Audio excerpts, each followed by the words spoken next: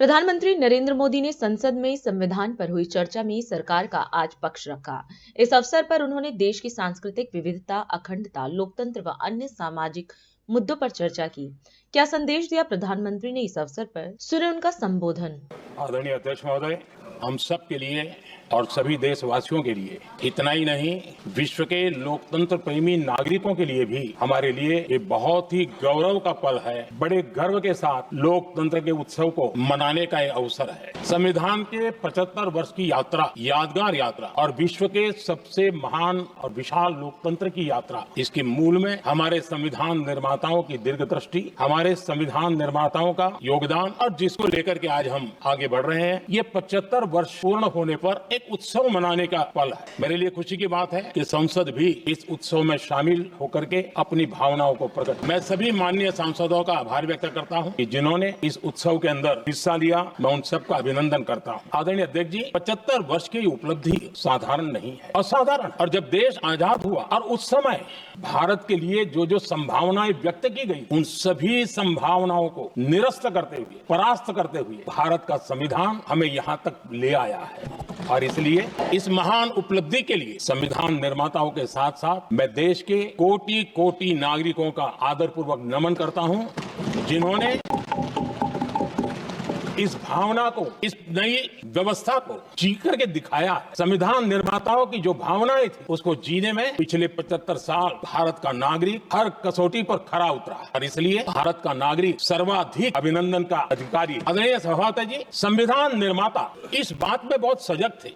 वो ये नहीं मानते थे कि भारत का जन्म 1947 में हुआ है। वो ये नहीं मानते थे कि भारत में लोकतंत्र 1950 से आ रहा है। वे मानते थे यहाँ की महान परंपरा को, महान संस्कृति को, महान विरासत को, हजारों साल की उस यात्रा को, उसके प्रति वो सजग थे। उनको इस बात का पूरा भान था। आदरणीय सभापति जी, भारत का लोकतंत्र, भारत का गणतांत्रिक अतीत बहुत ही समृद्ध रहा है, विश्व के लिए प्रेरक रहा है। और तभी तो भारत आज मदर ऑफ डेमोक्रेसी के रूप में जाना जाता है।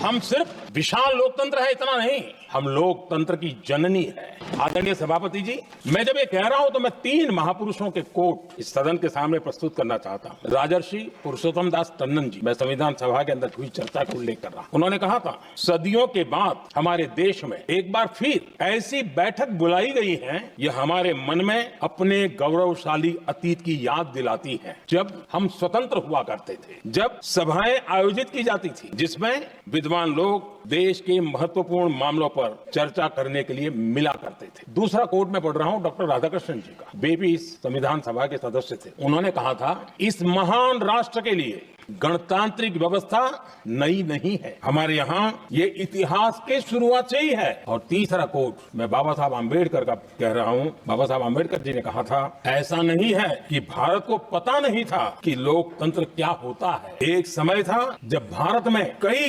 गणतंत्र हुआ करते थे। आदरणीय सभापति जी, हमारे संविधान के निर्माण की प्रक्रिया में हमारी देश की नारी शक्ति ने बहुत बड़ी भूमिका निभाई। संविधान सभा में 15 माननीय महिला सदस्य और सक्रिय सदस्य मौलिक चिंतन के आधार पर उन्होंने संविधान सभा की डिबेट को समृद्ध किया था। और वे सभी बहनें अलग अलग बैकग्राउंड थी, अलग अलग क्षेत्र की थी। और संविधान में उन्होंने जो जो सुझाव दिए, उन सुझावों का संविधान के निर्माण पर बहुत बड़ा प्रभाव रहा था। राष्ट्र सर्वप्रथम, राष्ट्र सर्वप्रथम, राष्ट्र सर्वप्रथम, राष्ट्र सर्वप्रथम।